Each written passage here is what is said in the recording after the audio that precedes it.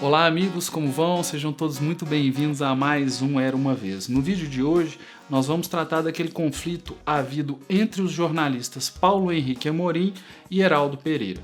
Um conflito que culminou na condenação do jornalista Paulo Henrique Amorim pela prática do crime de racismo. Sem meias palavras, condenado por crime de racismo. E neste vídeo nós vamos expor os fatos e argumentos técnicos que levaram a esse desfecho.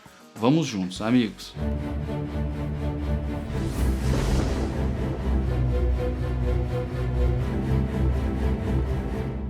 Eram uma vez dois jornalistas, Paulo Henrique Amorim, da Record, que já trabalhou na Globo, que hoje é um defensor incansável do ex-presidente Lula, e Heraldo Pereira, um jornalista que coincidentemente carrega o mesmo nome que era o do meu avô e que trabalha na Globo, hoje é apresentador do Jornal das 10, se não me engano, na Globo News. Ambos, portanto, jornalistas reconhecidos e bem-sucedidos em suas carreiras. Em 2009, o jornalista Paulo Henrique Amorim, que declaradamente traz uma mágoa da Rede Globo, criticava as comemorações de aniversário, se não me engano, do Jornal Nacional. E ele dizia que nessas comemorações eram entrevistados vários jornalistas. Aí ele citou o Heraldo Pereira, dizendo que o Heraldo Pereira tentava explicar qual era o seu sucesso, mas que a única razão pela qual ele teria sucesso é o fato de ser negro, querendo sugerir que o sucesso dele é porque ele seria uma espécie de cotista. Eu vou colocar o texto aqui, ou pelo menos o fragmento em que ele menciona o Heraldo Pereira, para que você possa avaliar. Aí está. Ontem, por exemplo, o funcionário de Gilmar Dantas, Heraldo Pereira, que faz um bico na Globo, fez uma longa exposição para justificar o seu sucesso e não conseguiu revelar nenhum atributo para fazer tanto sucesso, além de ser negro e de origem humilde. Heraldo é o negro de alma branca. Em razão deste texto, Heraldo Pereira apresentou representação ao Ministério Público para que esse oferecesse denúncia contra Paulo Henrique Amorim, o que foi feito.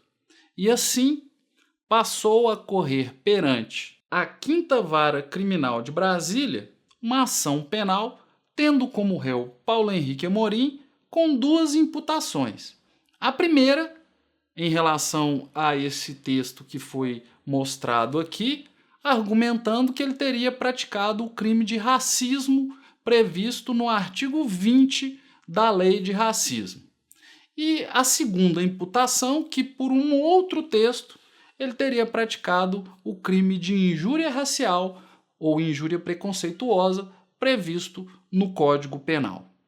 Em primeira instância, o magistrado entendeu, em relação a essa segunda imputação, que o crime não teria ocorrido, que as manifestações teriam sido críticas cabíveis e realizadas dentro dos termos da lei.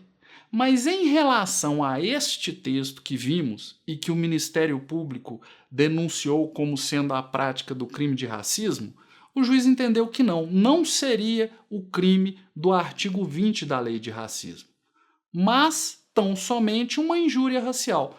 E por que isso? Vamos conferir o artigo 20 da Lei de Racismo. Lei 7.716 de 1989. Artigo 20.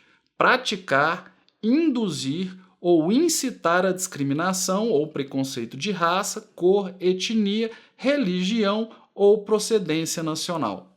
No entendimento do magistrado, não houve essa intenção ou nem o texto sugeria um ataque generalizado aos negros.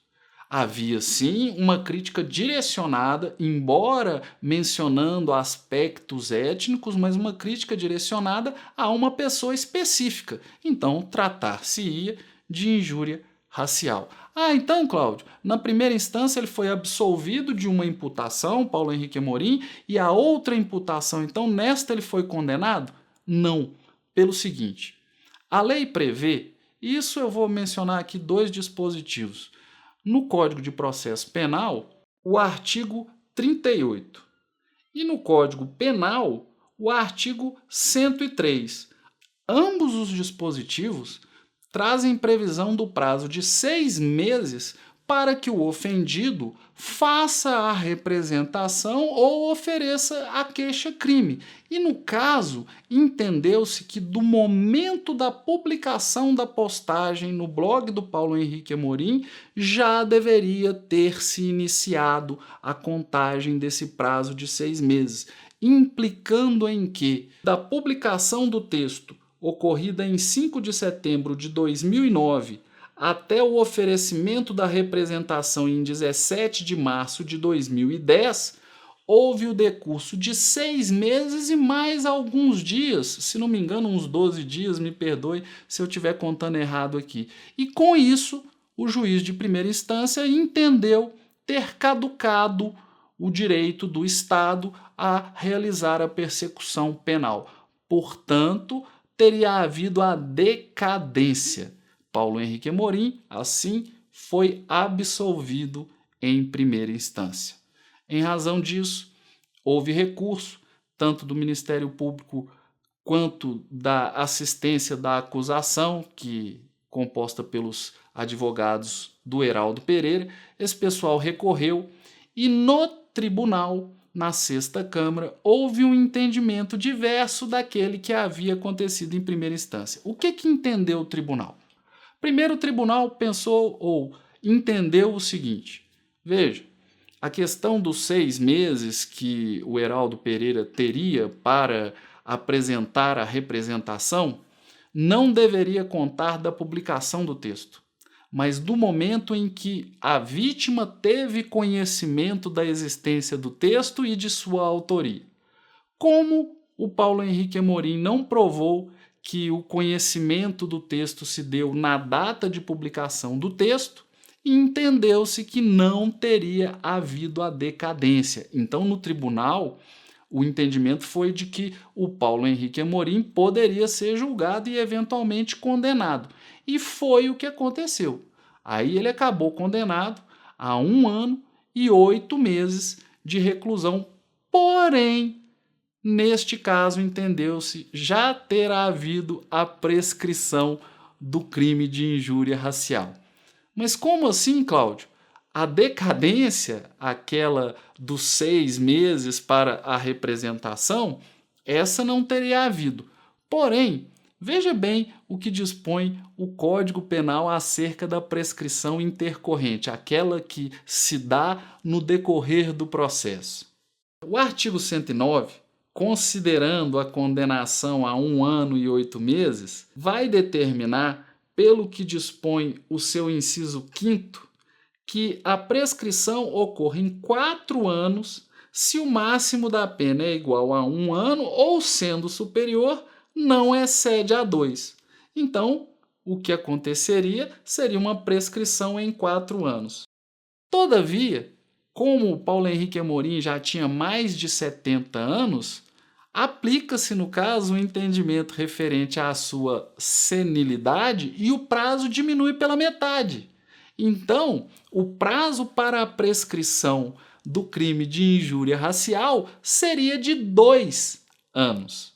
Assim sendo, o tribunal condenou Paulo Henrique Amorim a 1 ano e 8 meses, porém, entendeu que o crime já estaria prescrito. Mas, Cláudio, o crime de racismo previsto na Constituição não é imprescritível? Sim, mas o entendimento do Tribunal do Distrito Federal e Territórios foi no sentido de que uma coisa seria o racismo previsto em lei própria e outra coisa seria a injúria racial prevista no Código Penal. Com esse entendimento, Paulo Henrique Amorim foi condenado, porém o crime estaria prescrito.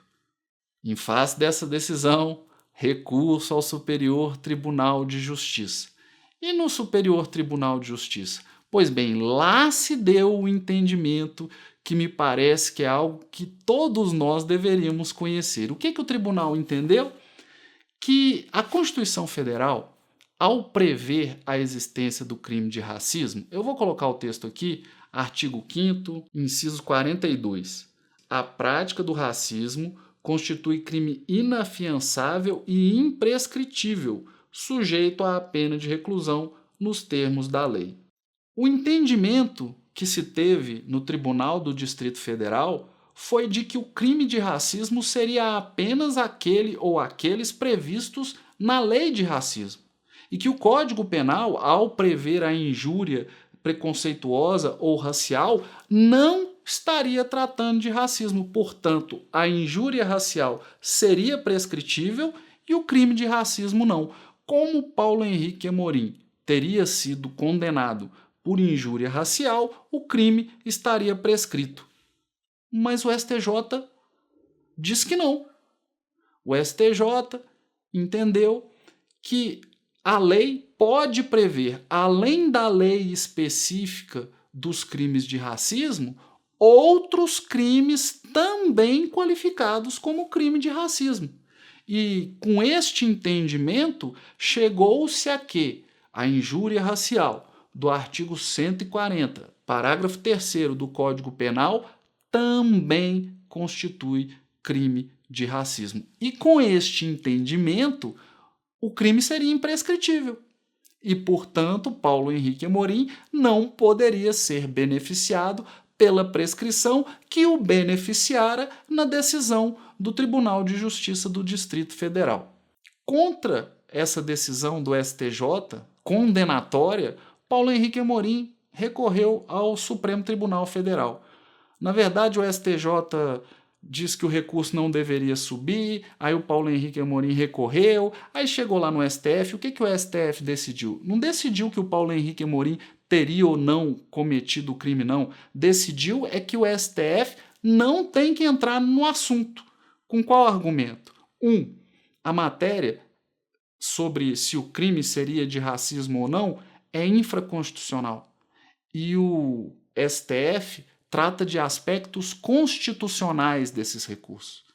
Portanto, a questão não seria de competência do STF. Eu não sei se eu estou muito convencido por esse argumento, porque se a Constituição fala do crime de racismo, eu acho que o STF poderia se manifestar e dizer, não, só essa lei é que vai tratar crime de racismo, ou outras também, mas o STF entendeu que não deveria se meter nesse assunto, por não se tratar de assunto constitucional. E também porque deveria interpretar os fatos, e a discussão acerca dos fatos ocorridos se encerra na segunda instância. Então o STF não disse se o crime era de racismo ou se não era. O STF diz que o STF não se manifesta.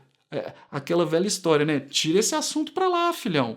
Vocês já resolveram isso aí no STJ. Moral da história do ponto de vista jurídico? Hoje, entende-se que injúria racial também é crime de racismo e, portanto, é também imprescritível.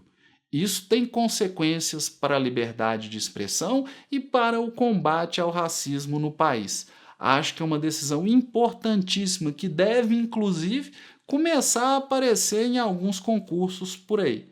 Paulo Henrique Amorim, por mais que queira negar, foi condenado pelo crime de racismo, tendo trocentos recursos levado a questão até o STF, que não mudou a decisão do STJ. Esses são os fatos. Agora, para fechar, esse é o momento em que o pessoal gosta de discordar de mim, que é quando eu dou minha opinião. Eu não sei se o Paulo Henrique Amorim é racista ou não é racista. Tendo sido condenado por um ato racista, isso significa que ele é um racista? Porque se é estranho o que eu vejo, que de um lado um William Vac é perseguido pelas manifestações racistas que deu, enquanto um Paulo Henrique Amorim é abraçado, é perdoado, é tratado como se nada tivesse acontecido. A mim, soa muito mal. E o pior, tendo sido condenado, ele ainda repetiu lá no blog dele o mesmo tipo de afirmação. Um ponto aí que eu deixei passar. Houve uma ação civil. Heraldo Pereira pediu indenização e na ação fizeram um acordo. Pelo acordo, Paulo Henrique Amorim deveria se retratar, deveria pagar R$30 mil a uma instituição de caridade e deveria tirar do seu blog essas manifestações aí criticando o Heraldo Pereira. Ele fez o acordo, aí saiu dizendo que pelo acordo Heraldo Pereira reconhecia que ele não tinha praticado o crime de racismo. O acordo não previa nada disso, pelo contrário, por ele ter dito isso na publicação, teve que publicar de novo. No final das contas, não pagou os 30 mil que iria pagar a uma instituição de caridade e agora, há pouco tempo atrás, volta à carga, repetindo o mesmo tipo de acusação. Eu não sei se ele é racista ou se ele não é racista. Eu não o conheço. Mas o ato pelo qual ele foi condenado não resultou em nenhuma autocrítica, em nenhum pedido de desculpas. A retratação que ele deveria fazer, ele não fez. Pense o que quiser disso. Pois bem, amigos, este o conflito que resultou neste entendimento atualíssimo acerca do que seja o crime de racismo e de injúria racial no Brasil. Obrigado pela atenção, espero poder encontrá-los numa próxima vez em um outro vídeo aqui no canal. Um abraço e até lá!